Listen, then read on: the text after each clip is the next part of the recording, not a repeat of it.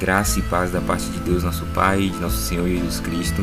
Este é o episódio número 30 do podcast promovido pela União de Mocidade da Primeira Igreja Presbiteriana em Itabuna.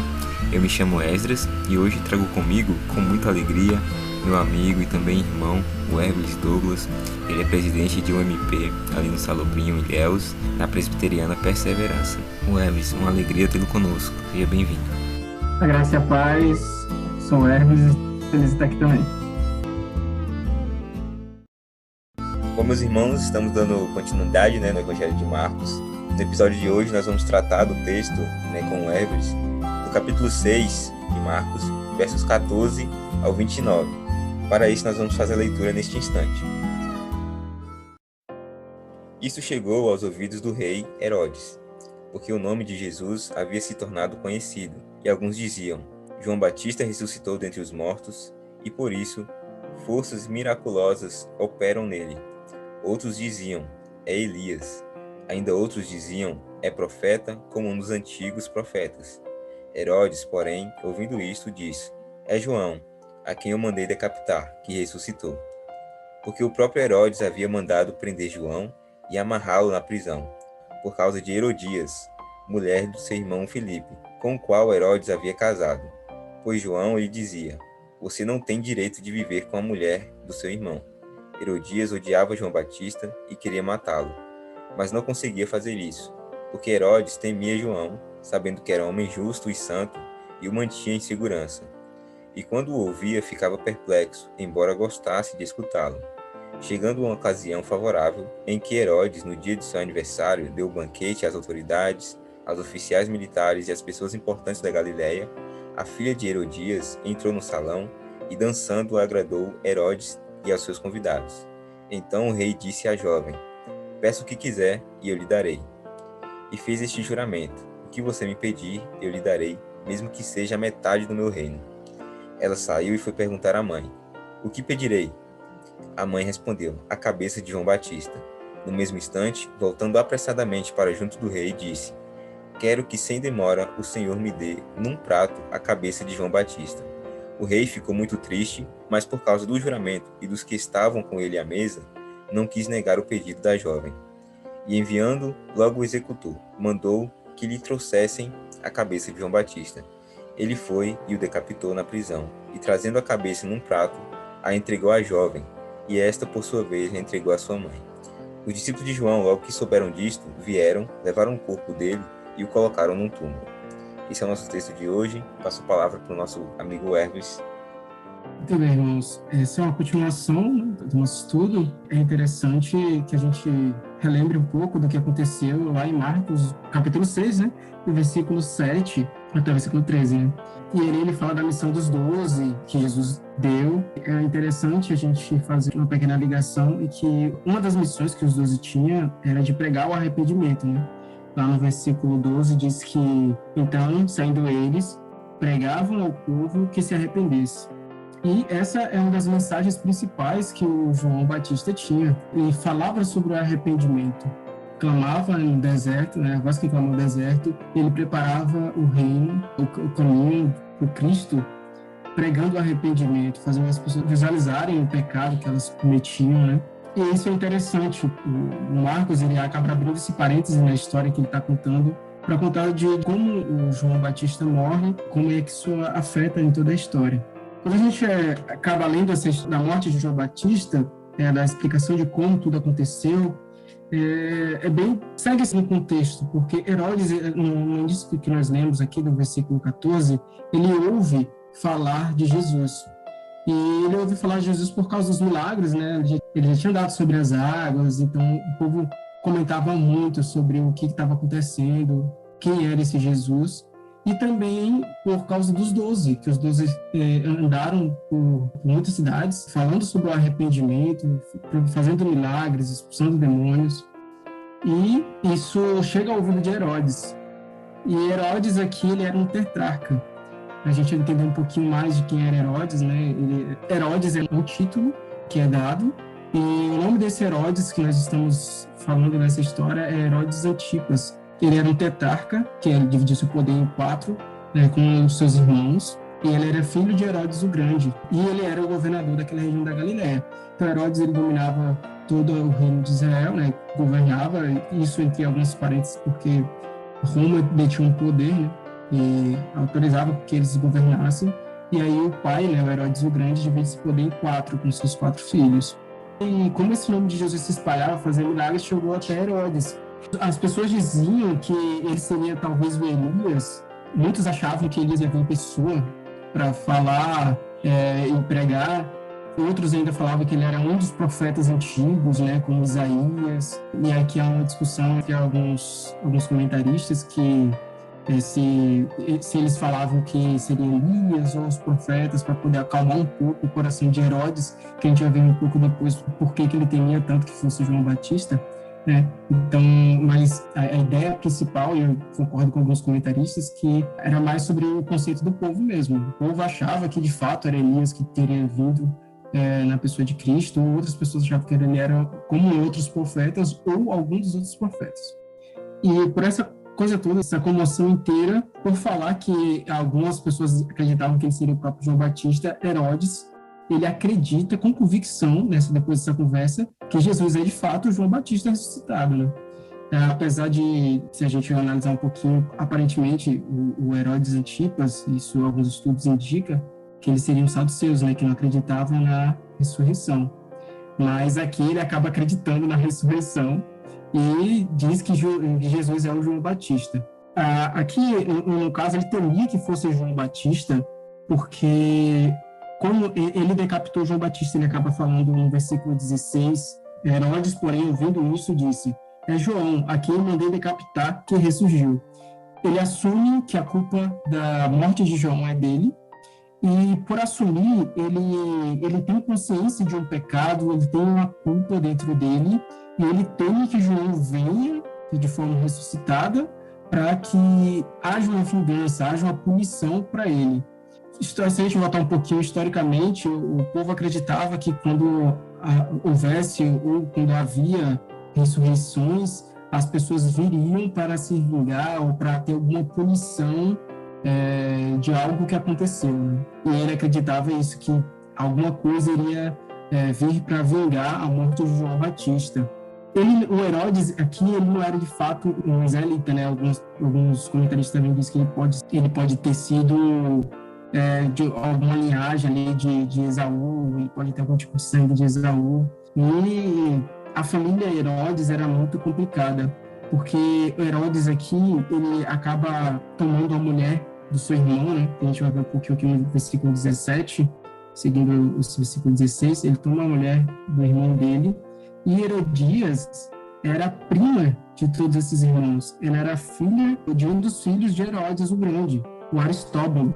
Então, Herodias, ela era filha de Aristóbulo, que era meio irmão de Filipe e de Antipas. Então, o Herodes Antipas, ele era casado com Herodias, que era sobrinha dele, né? Ele acaba tomando essa mulher para ele. Então, a gente acaba vendo que a família de Herodes é uma família completamente imoral, que se sentia acima da lei de Deus, né? Tomando uma relação imoral incestuosa, tomando parentes como casais, né? E também largando esposa e voltando, essa confusão familiar inteira. Até porque Herodes Antipas, ele também tinha uma mulher e ele deixou para que ficasse com Herodias. Então, esse contexto todo da família de Herodes, esse contexto todo de que ele tinha matado o João Batista, a gente acaba vendo agora o porquê que aconteceu, né, a morte do João. Lá no versículo 18, a gente vai entender Herodias não gostava de João, porque o João era um símbolo, né? Era uma lembrança constante, só dele estar vivo, que ela estava fazendo algo de errado.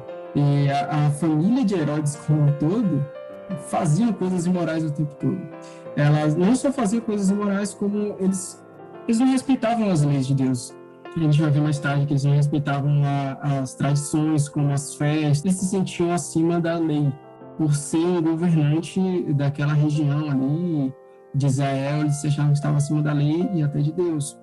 Então, sempre que alguém falava alguma coisa contra eles, essa pessoa era silenciada. Só que João era um homem justo. E Herodias constantemente ela odiava o João, porque ele não só falava para eles, e João aqui tinha uma coragem muito grande, né, de falar diretamente para uma pessoa que está superior a ele em cargo, né, era uma autoridade que poderia falar, mandar a morte dele, mas ele tinha coragem de anunciar o que essa pessoa estava fazendo de errado. Só que Herodias não achava que isso deveria ser feito.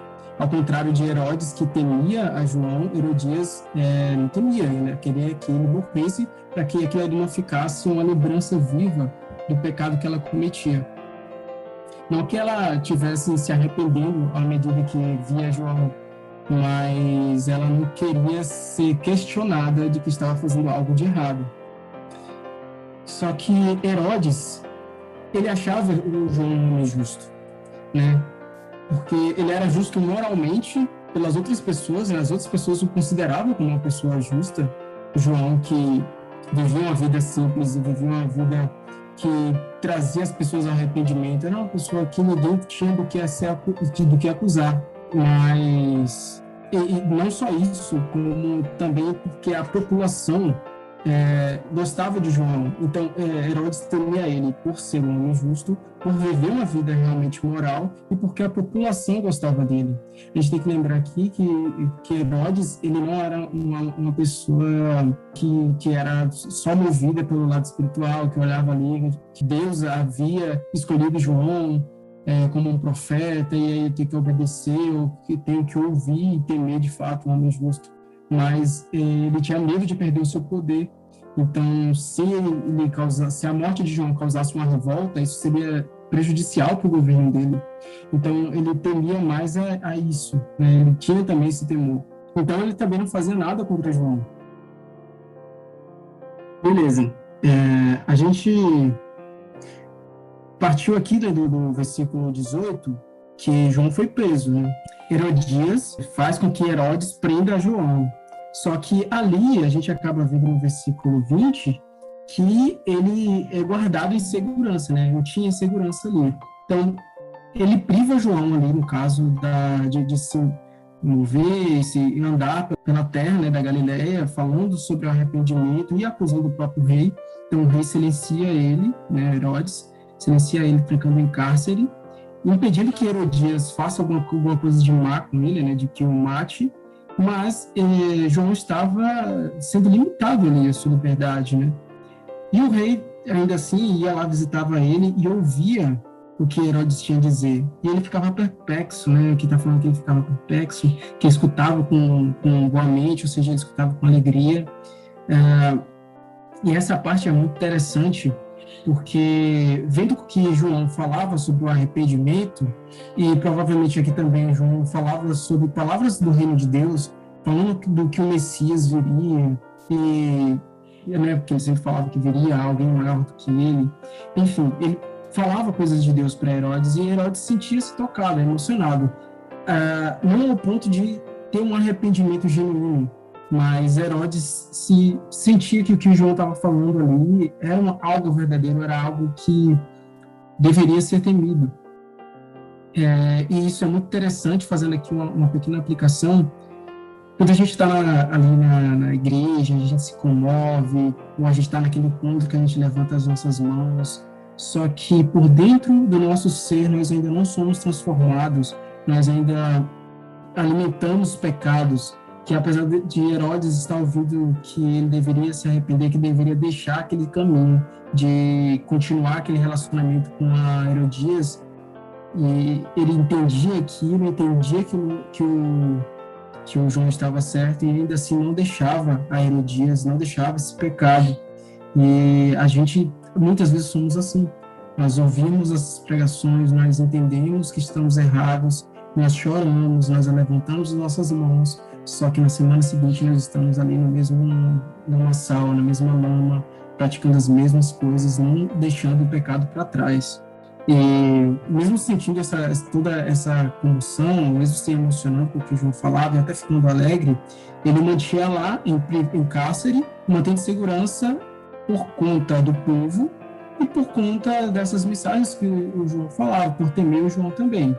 Mas em um dia apropriado, que é onde a gente está chegando aqui já no versículo 21, a Herodias estava lá planejando que matar João, né? Então, em um dia apropriado, que no caso seria o aniversário de Herodes, que acontecia com frequência, a Herodias planejava matar o João. E aqui é interessante que o aniversário, né, comemorações natalícias de pessoas em si, não era comumente comemorado pelo povo judeu. Então, era tido como uma festa pagã, era tido como uma festa que não precisava ser comemorado, ainda mais como o Herodes comemorava, né? O Herodes fazia um evento, e é até interessante porque o Herodes, ele deixava para trás, ele deixava oculto algumas coisas com datas importantes. Ele não comemorava a Páscoa, que no caso, que é a saída do Egito, né? Ele não fazia aquelas festas comemorativas, a da tenda, ele não participava dessas coisas, ele não dava importância, mas para o próprio aniversário dele, ele fazia um grande evento. E esse evento aqui era regado de bebida, de luxúria, de comida, e era uma festa de homens, né? As mulheres não poderiam entrar se não fosse, claro, para que agradasse os homens e as suas luxúrias.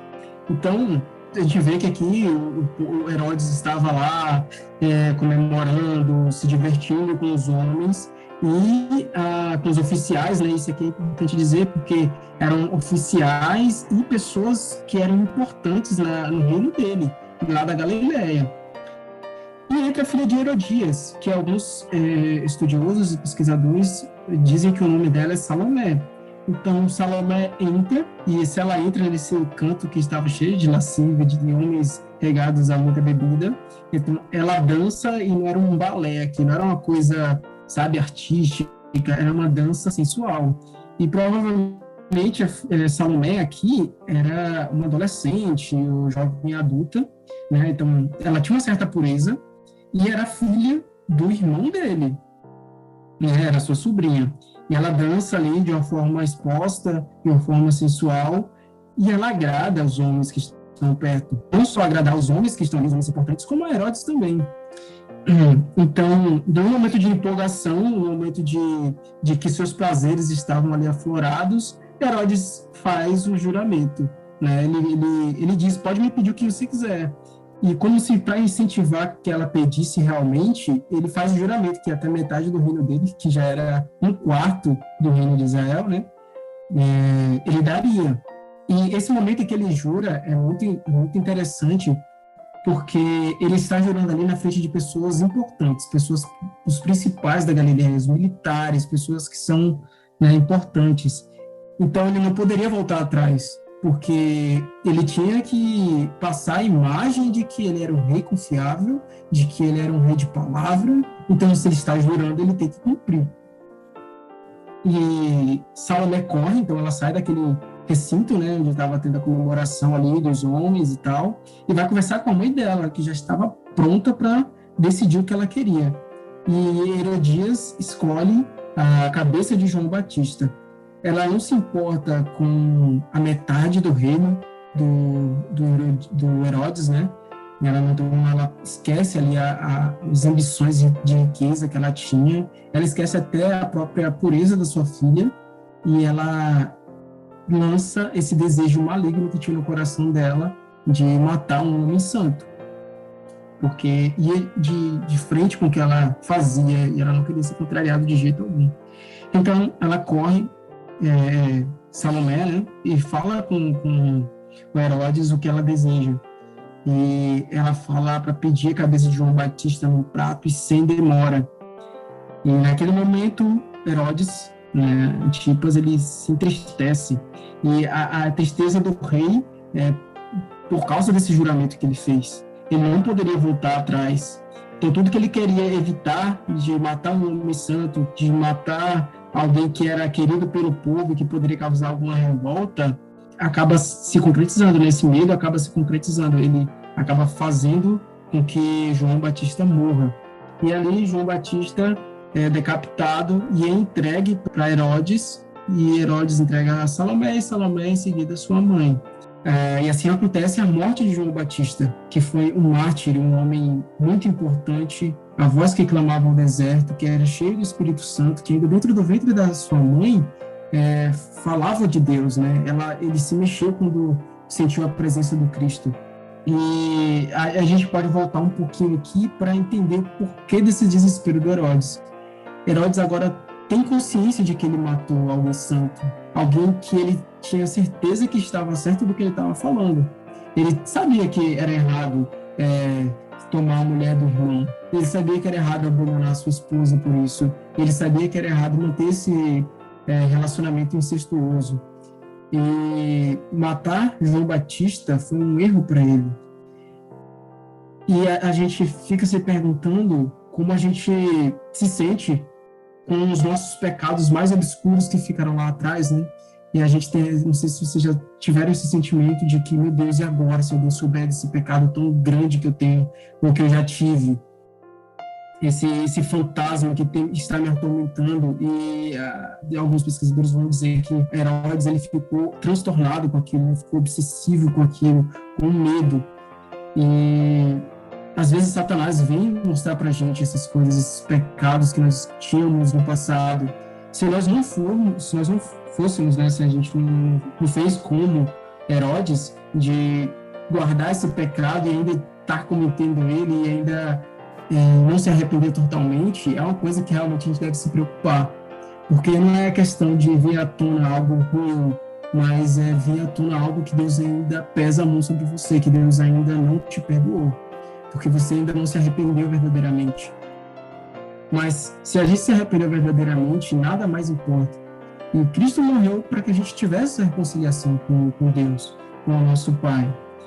E depois, no versículo 29 aqui, para finalizar, os discípulos de João, né, pegam ele lá, o seu corpo, e enterram, depositando num túmulo. E não há uma revolta por causa de João, né? Acaba-se pacificamente, assim como João foi pacífico, né, na sua prisão e na sua morte também. Então, essa foi a nossa reflexão de hoje, do capítulo 6, né, do versículo 14 até o versículo 29, explicando um pouco, né, sobre como foi essa morte de João Batista, o mártir, né, e que a gente possa ler em casa depois, com um pouco mais de calma, você agora que está nos ouvindo, e refletindo um pouco sobre esse desespero que Herodes teve, sobre o coração duro de Herodias e sobre a mansidão de João Batista, né? Sobre esse homem que foi tão importante para a história da nossa fé. Amém. Glória a Deus. Que o Senhor aplique, né, a palavra dele aos nossos corações. Abençoe a sua vida, Herves. Nós agradecemos mais uma vez por aceitar o convite, né, de estar aqui com a gente hoje, trazendo estudo. Que o Senhor continue te abençoando, te dando sabedoria, conhecimento para a glória dele. E agradecemos também a cada um que escutou até aqui e tem acompanhado a gente nesses estudos no Evangelho de Marcos. Convidamos também a você que está chegando agora a ouvir, né, os episódios passados para continuar em sequência também aqui com a gente estudando, né? Creio que o Senhor tem nos abençoado com cada estudo. Para finalizar, vamos fazer uma oração, né, pedindo ao Senhor que Ele faça a obra em nós, né, através do Espírito Santo de Deus, por meio da sua palavra também. Santo Deus, nós somos gratos a Ti, Pai, pela Tua palavra. Obrigado por nos dar a oportunidade, Senhor, de meditar nela, de lê-la e compreendê-la, Pai, à luz do Teu Filho Jesus, à luz do Teu Espírito Santo, ó Deus. Nós louvamos o Teu nome, louvamos também a vida de Herves, né, que o Senhor continue sustentando o Seu servo, Pai, dando saúde, dando conhecimento do Senhor, e também que Ele continue proclamando, ó Pai, com amor e com alegria, o bendito Evangelho do nosso Senhor Jesus Cristo, Pai. Aplique também essa palavra aos nossos corações. Nós te pedimos, ó Deus, nos dê consciência do pecado, nos dê consciência, Pai, dos nossos pecados, e não somente isso, mas também um arrependimento, ó Deus, que possamos viver uma vida de arrependimento diante do Senhor, pois sabemos, ó Pai, que sem Ti nós estamos condenados, ó Deus, que peguemos o exemplo de João Batista, não só de João Batista, mas também do próprio Senhor Jesus Cristo, que em semelhança também foi um mártir do Senhor, mas que fez uma obra completa na cruz, ó Deus, uma obra perfeita, foi o Cordeiro de Deus que nos trouxe a paz contigo, Deus. Enfim, Senhor, nos abençoe, esteja conosco, em nome de Cristo. Amém. É isso, meus irmãos. Obrigado por acompanhar até aqui. Obrigado, Everest, mais uma vez. E até o próximo episódio, né? Episódio 31, que daremos continuidade nos estudos do Evangelho de Marcos. Tchau, tchau. Com os meus olhos vi sair do Rio Jordão a fonte de água viva.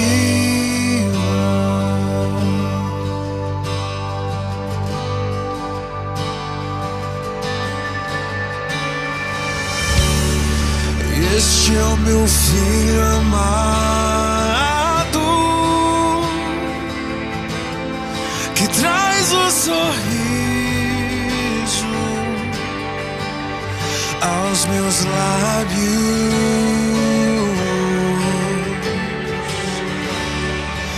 Este é o meu filho amado, que traz o sorriso aos meus lábios.